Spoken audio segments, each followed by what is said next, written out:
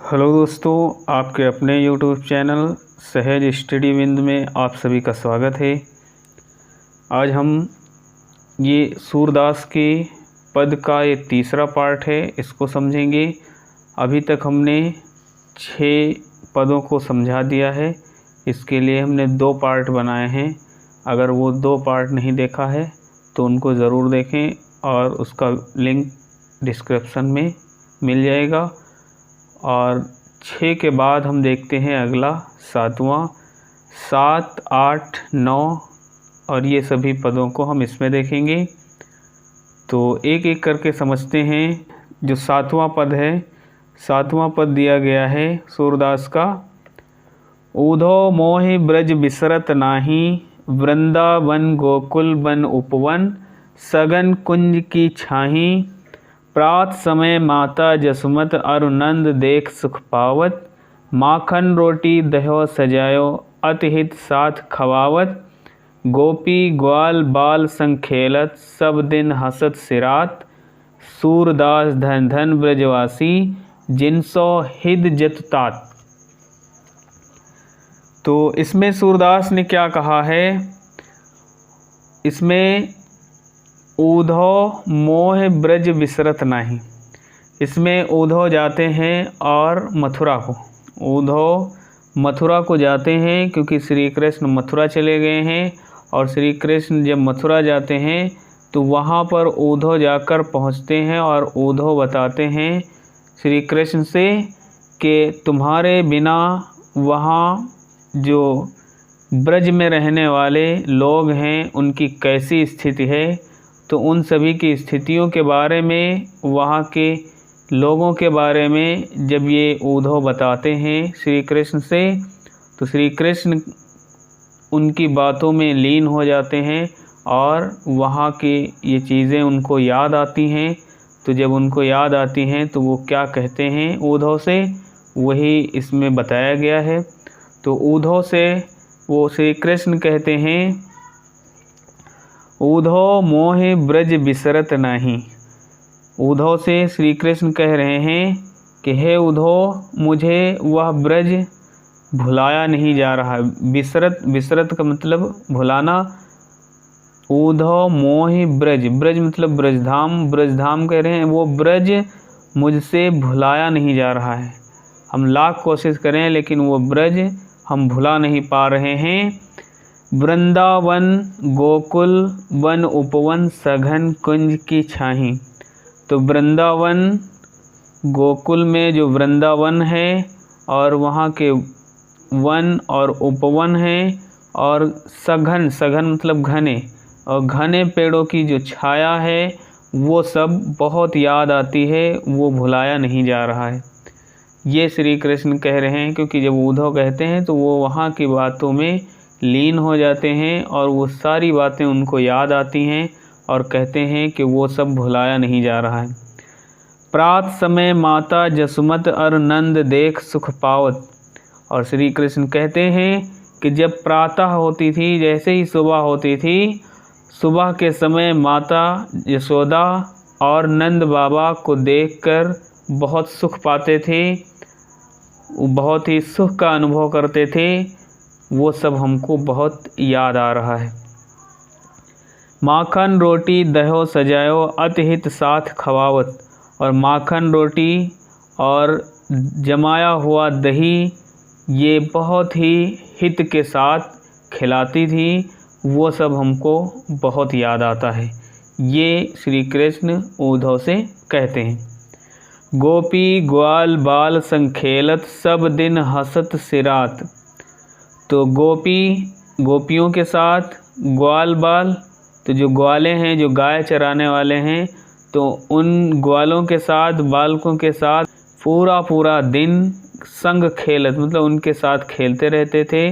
और सब दिन हसत सिरात मतलब होता है बीतना। तो कहते हैं कि गोपियों के साथ, ग्वाल बालों के साथ, सभी ग्वालों के साथ, गोपियों के साथ पूरा दिन खेलते खेलते बीत जाता था, हंसते हुए बीत जाता था। सूरदास धन धन ब्रजवासी जिनसो हित जदुतात। तो इतनी बात जब कहते हैं श्री कृष्ण उद्धव से, उसके बाद यहाँ पर सूरदास जी ने कहा है कि वो धन्य हैं लोग जो ब्रज में रह रहे हैं, जो ब्रजवासी हैं, जिनसो हित जदुतात। जदुतात का मतलब श्री कृष्ण, जदुतात का मतलब श्री कृष्ण, यानी कि जिनकी भलाई के लिए श्री कृष्ण हमेशा सोचते रहते हैं, और ऐसे लोग बहुत ही धन्य हैं जो ब्रज में रह रहे हैं। तो दोस्तों समझ में आ गया होगा, एक बार हम फिर से देख लेते हैं, रिवीजन कर लेते हैं। तो इसमें जब उद्धव मथुरा जाकर श्री कृष्ण से यहाँ गोकुल की स्थिति को बताते हैं, तो श्री कृष्ण उद्धव से कहते हैं कि उद्धव, मुझे ब्रज भुलाया नहीं जा रहा है। वहाँ के वन, वहाँ गोकुल के उपवन, घने पेड़ों की छाया, ये सब बहुत याद आती है। और सुबह होते ही माता यशोदा और नंद बाबा को देखकर बहुत ही सुख पाते थे। माखन, रोटी और दही, बहुत ही अच्छे से जमाया हुआ दही बहुत ही हित के साथ खिलाते थे। गोपी और ग्वाल बालों के साथ खेलते थे और हंसते हंसते पूरा दिन बीत जाता था। तो सूरदास जी कहते हैं कि ऐसी इस प्रकार से ध्यान रखने वाले श्री कृष्ण जिन लोगों का ध्यान रखते हैं, तो ऐसे ब्रजवासी बहुत ही धन्य हैं, जिनकी भलाई के लिए श्री कृष्ण इतना कुछ याद रखते हैं। तो दोस्तों ये समझ में आ गया होगा। अब हम देखते हैं अगला दिया गया है, ऊधो मन भय 10-20, एक हुतो सो गयो श्याम संग को और आधे ईस। इंद्री शिथिल भई केसो बिन ज्यों देही बिन शीस। आशा लाग रहत तन श्वासा जीवहि कोटि बरीस। तुम तो सखा श्याम सुंदर के सकल जोग के ईस। सूर हमारे नंद नंदन बिन और नहीं जगदीश। तो यहाँ पर उद्धव जब मथुरा से यहाँ गोकुल आ जाते हैं, तो यहाँ उद्धव कहते हैं कि गोपियों से उद्धव कहते हैं कि श्री कृष्ण अब नहीं आएंगे, किसी दूसरे ईश्वर की उपासना करिए। तो जब ऐसा कहते हैं उद्धव, तो सभी गोपियाँ कहती हैं उद्धव मन न भय 10-20। तो यहाँ गोपियाँ कह रही हैं उद्धव से कि उद्धव मन न भय 10-20, हे उद्धव हमारे मन जो हैं वो 10-20 नहीं है। हमारा मन जैसे सभी लोगों का एक होता है, वैसे हमारा भी मन एक है, हमारे भी मन 10-20 नहीं हैं। एक हुतो सो गयो श्याम संग को और आधे ईस। एक था वो श्याम के साथ चला गया है, श्री कृष्ण के साथ चला गया है, को और आधे ईस। तो इस प्रकार से हम कैसे दूसरे ईश्वर की आराधना करें, क्योंकि किसी भी ईश्वर की आराधना करने से पहले मन होना चाहिए। तो मन ही हमारा नहीं है, क्योंकि एक मन था, 10-20 तो है नहीं। एक मन था, वो श्री कृष्ण के साथ चला गया है, और बिना मन के हम किस ईश्वर को याद करें, कैसे याद करें। इंद्री शिथिल भई केसो बिन ज्यों देही बिन शीस। तो हमारी सभी इंद्रियों ने अपना काम करना बंद कर दिया है, सभी इंद्रियां शिथिल हो गई हैं। शिथिल मतलब ढीली हो गई।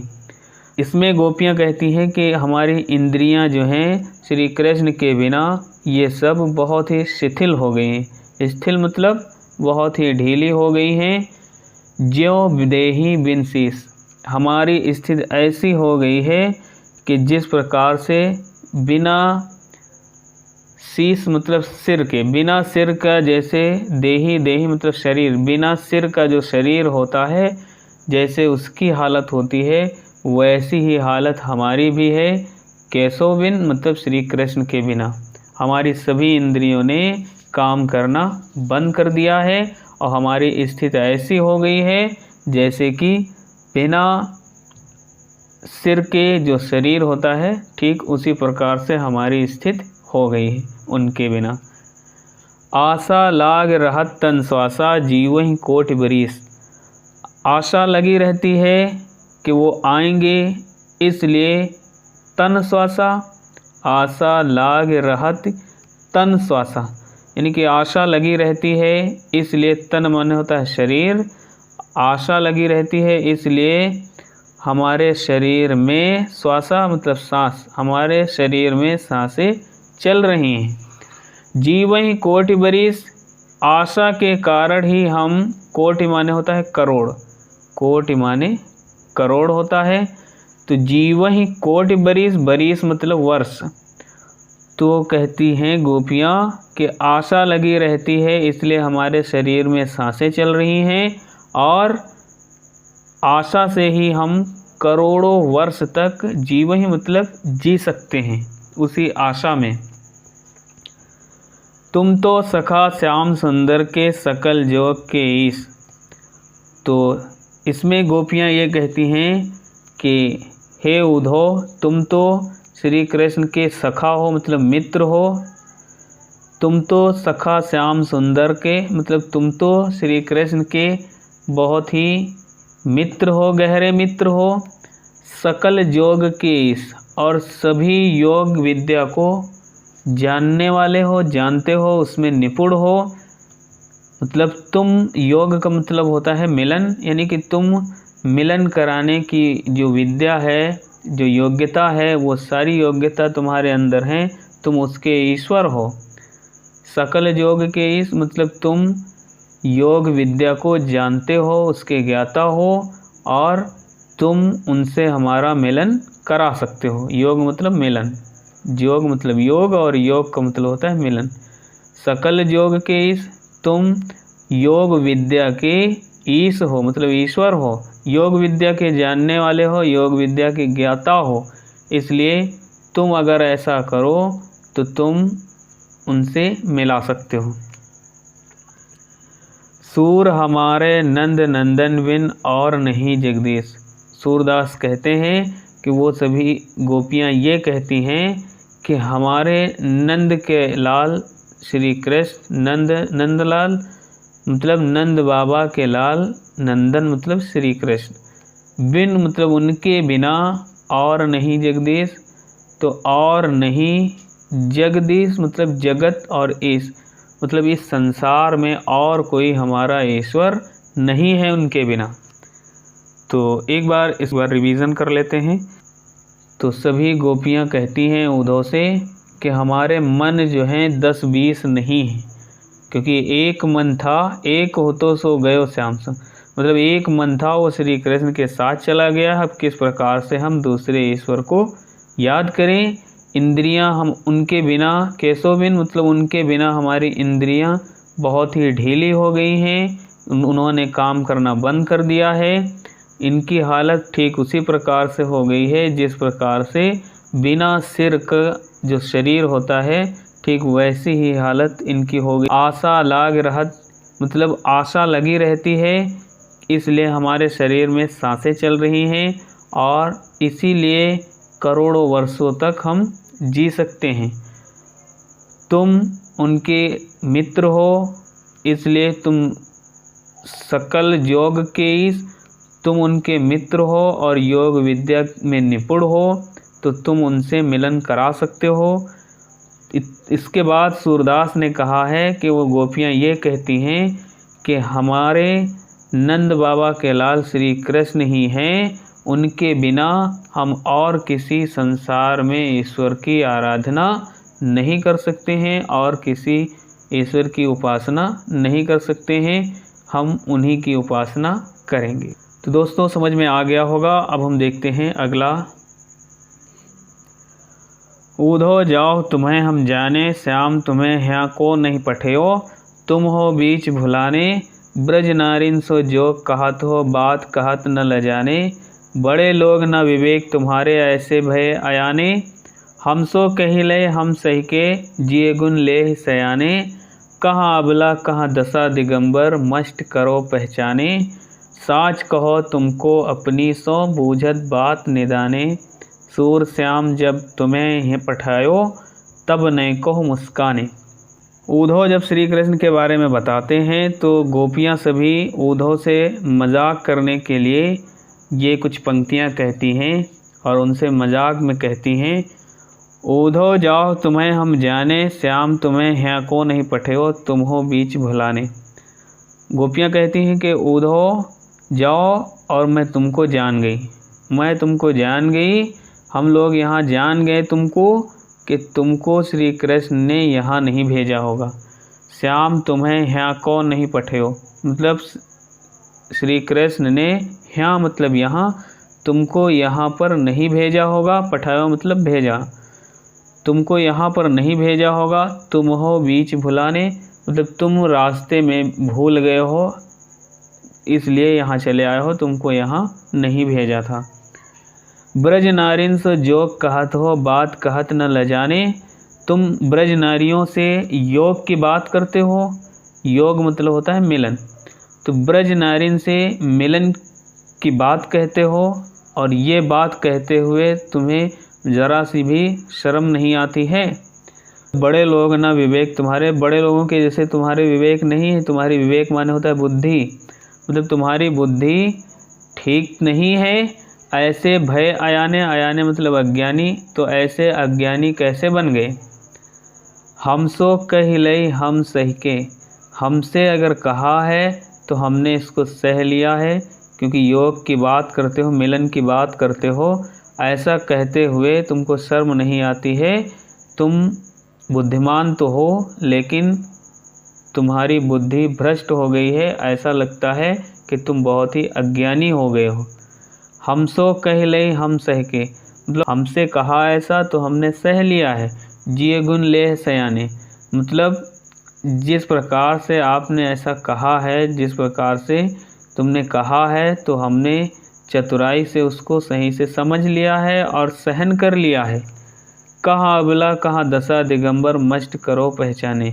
लेकिन और किसी नारी से ऐसा ना कहना, और किसी गोपी से ऐसा ना कहना।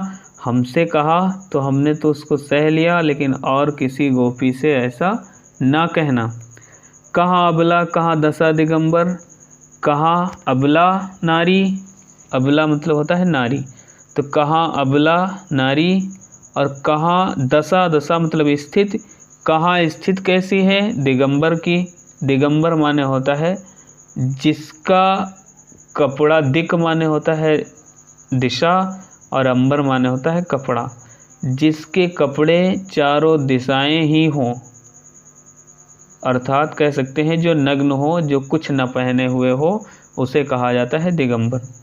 तो कहाँ अबला और कहाँ स्थित कैसी दिगंबर की। दिगंबर मतलब नग्न, नग्न स्थित की बात करते हो। मस्ट करो पहचाने, मतलब नग्न स्थित की बात करते हो, ऐसा कहते हुए तुम्हें शर्म नहीं आती है, ऐसा कैसे कह दिया। और जब ये ऐसा मतलब वो सभी मजाक करती हैं और मजाक में ही ये गुस्से में ऐसी बात कहती हैं, और ऐसी बात कहने पर वो ऊधो क्या करते हैं, मस्ट करो पहचाने। तो ऊधो मस्ट मतलब चुप हो जाते हैं, मस्ट करो पहचाने, वो सही से समझ लेते हैं पूरी बात और बाकी बहुत ही चुप हो जाते हैं। मस्ट करो पहचाने मतलब बहुत ही चुप हो जाते हैं, वो नहीं कुछ बोल पाते हैं। जब इतना वो सभी गोपियाँ कह देती हैं तो ऊधो कुछ नहीं बोल पाते हैं। साच कहो तुमको अपनी सो, बूझत बात निदाने। साच कहो तुमको अपनी सो, और सच सच कहना तुमको अपनी कसम है। सौ मतलब होता है सौगंध और सौगंध मतलब कसम। साच कहो तुमको अपनी सौगंध है मतलब कसम है, बूझत बात निदाने मतलब सही सही इस बात को बूझना मतलब बताना जो हम पूछ रहे हैं। सूर श्याम जब तुम्हें पठायो, तब नए को मुस्काने।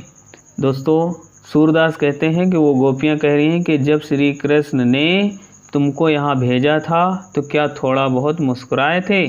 अगर मुस्कुराए थे तो वो तुमसे मजाक कर रहे होंगे। तो दोस्तों वीडियो समझ में आया हो तो वीडियो को लाइक करिए, ज़्यादा से ज़्यादा शेयर करिए, और चैनल पर नए हैं तो चैनल को सब्सक्राइब ज़रूर करें। मिलते हैं अगले पार्ट में, तब तक के लिए बाय बाय।